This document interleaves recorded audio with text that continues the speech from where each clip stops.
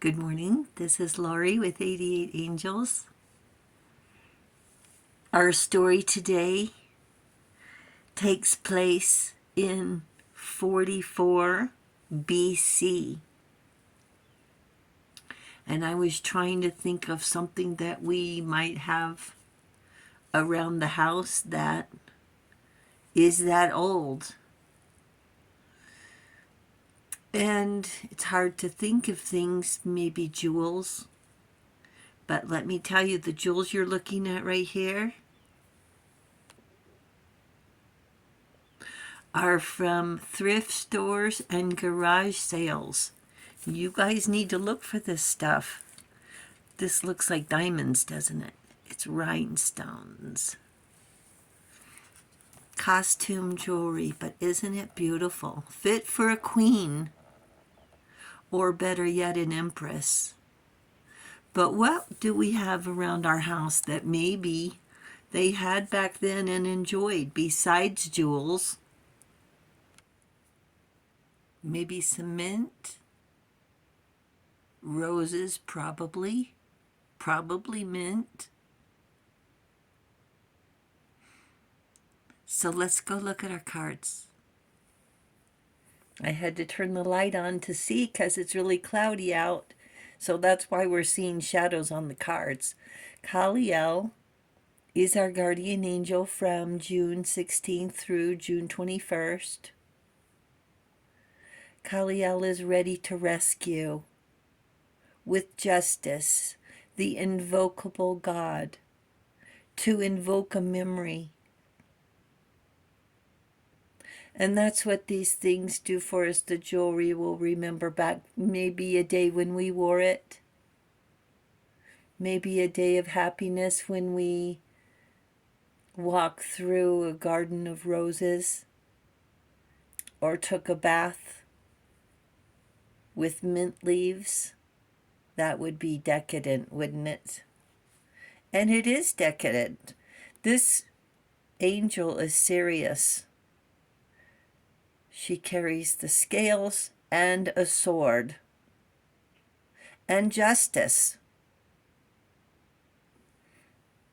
Justice makes truth known in court, causes innocence to prevail.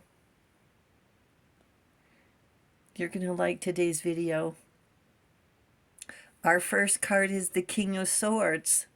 And I said before, this story takes place back in 40 BC, 44 BC. The King of Swords.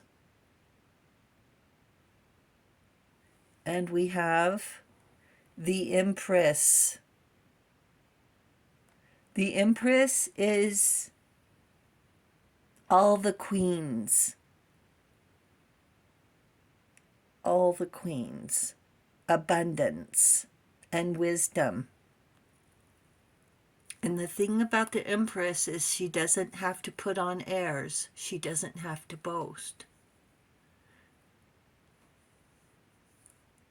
She's divine. Our King of Swords is Julius Caesar, who was a famous Roman ruler. He met Cleopatra when he was 52 and she was 21. They had a son named Caesarion, meaning little Caesar, like Caesar Jr.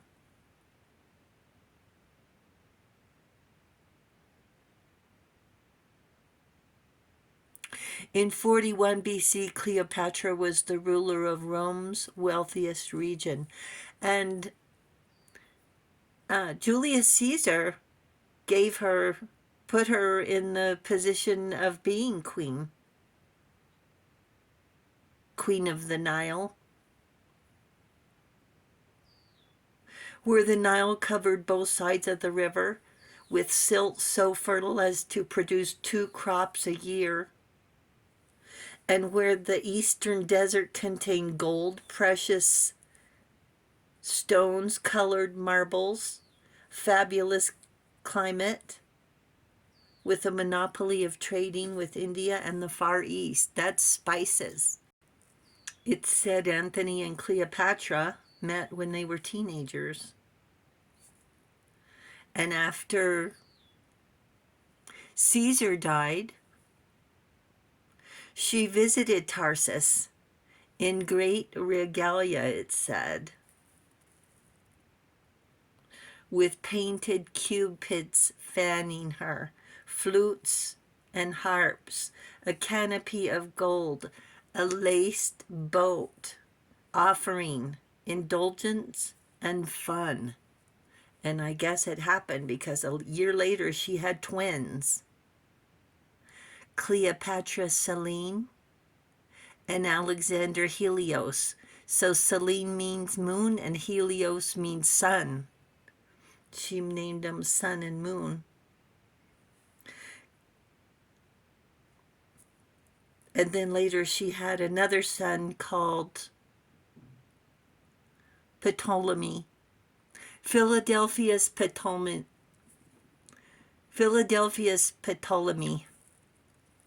Caesar, 30 years her senior, was instantly captivated by the Egyptian queen, pleasure-loving and decadent, claimed rule over Rome.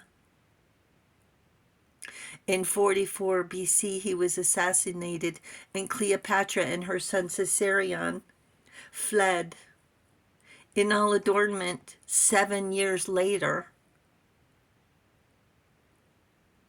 So it's said that she had the affair with Mark Antony while she was still with Caesar, but she never married Caesar because he was already married.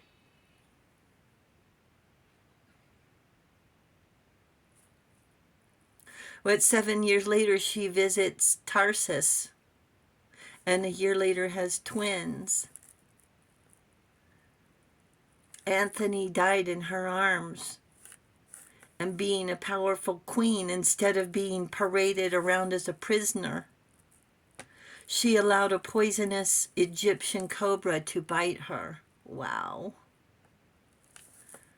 The age of pharaohs was dead. Cleopatra Selene was the only daughter of Mark Antony and Cleopatra. And there's books written about her, Lily of the Nile, Song of the Nile, and Daughter of the Nile. She wanted to claim her birthright. She seeks power to stand up against an empire, making herself vital to Rome, bringing bountiful harvest with the magic of Isis flowing through her veins. Like it's her destiny. I'm not going to say famous parents because at the time, maybe they were famous, maybe not. I'm sure there was gossip. Who's to say 2,000 years later? It's like these people who find out they've related to famous people they didn't know or didn't realize, I should say. And Isis, just for your information, is the goddess of magic. So we're not talking about the political stuff, we're talking about magic. So Cleopatra Selene felt that she had the power of the goddess of magic flowing through her veins. The price of winning might have been more than she was willing to pay. After years of abuse as the emperor's captive, she marries King Juba. With the magic of Isis, Selene brings peace and prosperity to Mauritania, where she revives her dynasty as queen, her destiny, which is now Morocco and Algeria. A true story, a true love story that made history. Well, Julius Caesar was 52. He was older. And Cleopatra, she was only 21. And how she made it into his graces?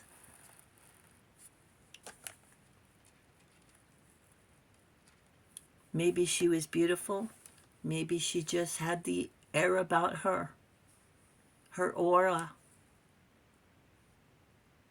And they don't set out to make history. They set out to have an exciting life.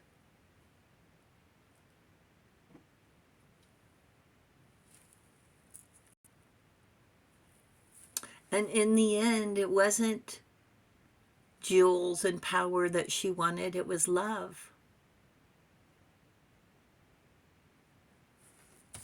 And the angels say, "You are enchanting."